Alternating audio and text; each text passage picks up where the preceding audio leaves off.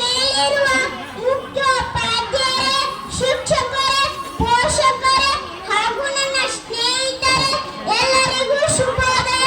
ಪ್ರಥಮವಾಗಿ ಎಲ್ಲರಿಗೂ ಸ್ವಾತಂತ್ರ್ಯ ದಿನಾಚರಣೆಯ ಶುಭಾಶಯಗಳು.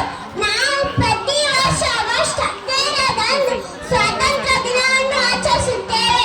ನಮ್ಮ ದೇಶವು 1947 ಆಗಸ್ಟ್ 15ರಂದು ಸ್ವಾತಂತ್ರ್ಯ ದಿನವನ್ನು ಆಚರಿಸುತ್ತೇವೆ. ನಮ್ಮ ದೇಶವು 1947 ಆಗಸ್ಟ್ 15ರಂದು ಸ್ವಾತಂತ್ರ್ಯ ದಿನವನ್ನು ಆಚರಿಸುತ್ತೇವೆ.